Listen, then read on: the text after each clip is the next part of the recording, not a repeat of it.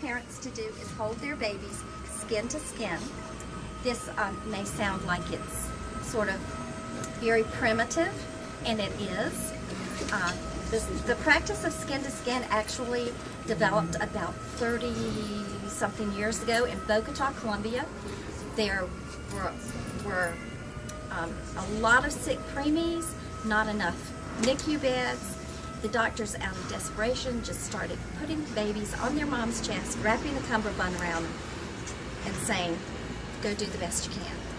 And they discovered that those babies did better than the babies that were being taken care of in the intensive care unit, because the frequent motion stimulated the babies to continue breathing.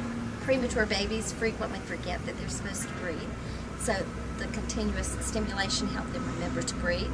They stayed warm on mom's chest, and then when they got hungry, moms just moved them down to a nursing position and nursed them for however long they wanted to nurse them, back in a skin-to-skin position. And those kids thrived, did much better. The movement went from Colombia to Europe and then to the United States, and it's been studied extensively now. We know that babies who receive regular skin-to-skin care gain weight faster, they get off of O2 faster, they get off the ventilator faster, they have less infections, and they ultimately go home quicker. And mothers are much more satisfied if they're able to do that. So you're the daddy. You want my jacket and shirt off? I want you topless. Okay. I'll settle for We'll simulate, won't we? So the safest way to do this, because most of the babies have lots of attachments, the safest way is for you to stand right here, pick the baby up from the bed, so you kind of lean over. I don't know if y'all can appreciate, but he only had to move the baby about 10 inches to get him from the bed to his chest, as opposed to me lifting the baby up and flying him over here to get in his lap. So that's why we call it a standing transfer. It's much safer and gentler for the baby. So we've got all the cords. I'm going to control that. And you just sit down. Lean back. Perfect. One of the important things is to have a chair that's really comfortable, because we want parents to sit for several hours, ideally at least an hour and a half, longer if possible. So I'm going to put your feet up. Ready? Feet up. And then recline. And the reason for the hour and a half is the fact that it usually takes an infant about 20 minutes to get acclimated to the change and to really settle in on mom's chest. And then 30 minutes, we call it protected sleep. And then, of course, once that 30 minutes is over, then we give them 20 minutes sort of a rest time and to get them back in the bed. So it's an hour and a half. Ideally, though, as Nancy and I both agree, and the literature states, the more that you can do kangaroo care, the better off your kids. So one thing to notice from a design standpoint, it's actually over there, if you notice. One thing from a design standpoint to notice, and I'm actually here as a parent voice, but this is important.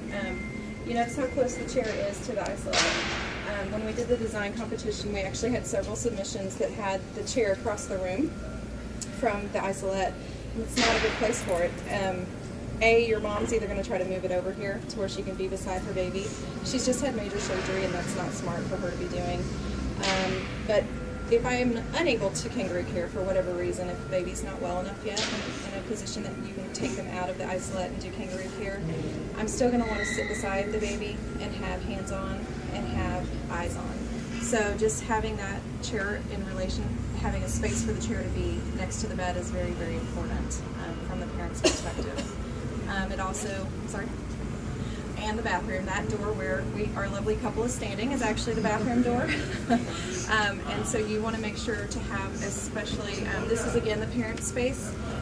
That was something I loved about this room. I was in an open NICU, and so that meant that I was on the end of a kind of a wall, and my baby's bed was here. And anytime the doctor walked up, the nurse walked up, really anybody, RT, OT, anybody walked up, I was in the way. There was really nowhere for me to go. It didn't matter where they stood, I was in the way. And I would step back and then I was in a hallway, so I was in the person's walking byway, and there was just nowhere good for me to stand. This design allows for the nurse to have their space and their working space, and then I have my space that's the parents' area over here, without feeling like I'm in the way constantly. And the nurse can do her work and be looking at me and still have a conversation with me and tell me what she's doing with my baby, and that's one of the best things about the nurses in the NICU was that they educated me on how to parent this preemie. And they taught me all the things I needed to know to take him home safely and what I needed to know to parent him and to take him home. And in a way, because he was tiny, he was not even 5 pounds when we went home. There was some special things we had to be able to do with him. And by being here in this space with him every day was the best way I could know how to be his mom. Because I didn't have that with my son, I had to learn really quickly when it got time to go home, what did he need? I knew as much as I could, but in this space I would have known a lot better. Having just had a C-section, the bathroom being down the hall and to the left is a long walk. And so having a private bathroom in the space, if you can at all fit it in, is very, very important. This suite is designed to be 320 square feet, 230 square feet, including a small bathroom. You have to think there's other things that are not so pleasant after you've delivered a baby that you don't necessarily want to be taken care of down in the public restroom either. The other thing I would point out as the parent is the breast pump. Not only is your milk production a lot better when you're close to your baby, feeling him, seeing him, hearing him, being able to pump at the bedside is an enormous benefit for both baby and mom. Many of the hospitals are now trying to achieve baby-friendly status, and having that closeness and proximity and being able to pump in the room is huge. And when you're on an open unit, that's not something you can really do. I had to go down the hall, crunched over from my C-section, go down the hall, do my pumping, carry my supplies back. I've washed all my carts down there, so I've missed vital time with him, and then carry all that back to a central refrigerator system and try to deal with all that. So just from a parent's perspective, this suite and just the way it's thoughtfully laid out to include the parent into the care of the baby is a really, really big deal, and you may not be able to include all of these things. This is an ideal suite. This is not every suite. This is not something we understand that every hospital can offer.